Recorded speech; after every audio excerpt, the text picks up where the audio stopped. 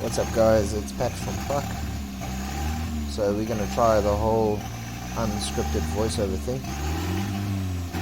So as it stands, we've taken the bucket for tuning and then discovered that the camshaft has too much valve overlap. So boost comes in late, got lag issues, bucket doesn't want to rev up, it's got this whole retarded valve timing issue. So the decision was taken to basically strip the engine, pull the engine out again, change the camshaft, and then reassemble everything. So I got up on one morning and then I decided, well, let's get it started and let's get it done. So as we can see here, I'm busy stripping the engine, prepping everything so that we can pull the engine and gearbox. Unfortunately, I had to pull both the engine and the gearbox due to an odd bolt laying in a position where I didn't have a spanner to fit to remove the retaining bolt. So as you can see, we're busy pulling the intercooler piping. So you see how I'm standing around quite a lot deciding what to pull next.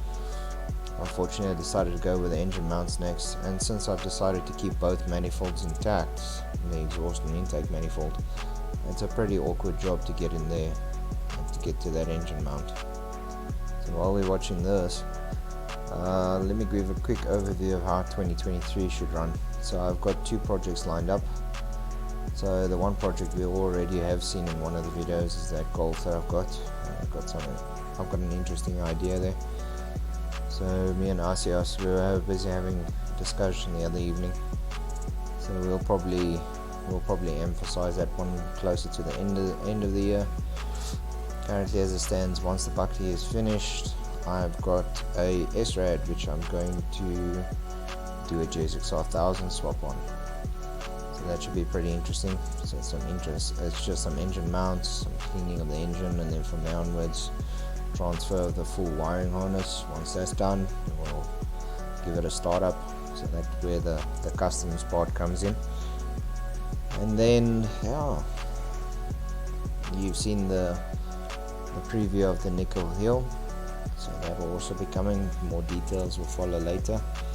And then we're going to try and attend some events, a couple of breakfast runs and stuff like that throughout the year, take some footage, put up some pretty interesting cars, and maybe a drag race or two just to see what's what there.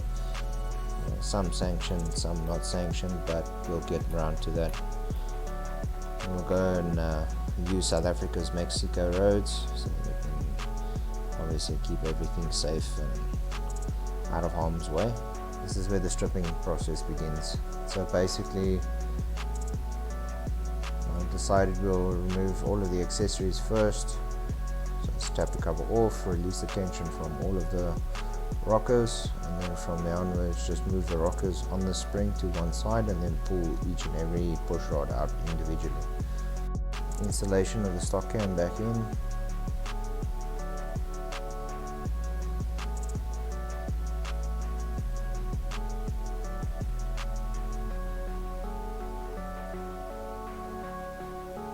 So we'll carry on with the assembly.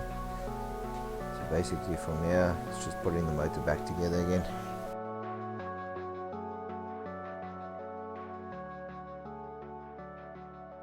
So let me know in the comments below if there's some technical details that you wanted us to go over. So then we'll go over it in a quick technical video. And then besides that, comment if you guys enjoyed the voiceover.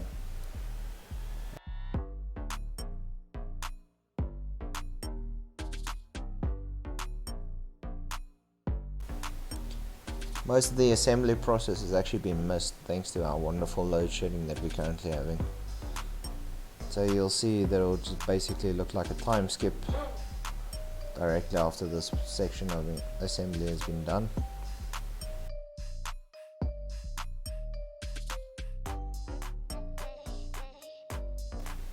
Okay, A for away. So now we're ready to go to put the engine and the gearbox back together again. Once that assembly has taken place, then the motor will go back. Well, then the engine and gearbox assembly will go back into the cabby.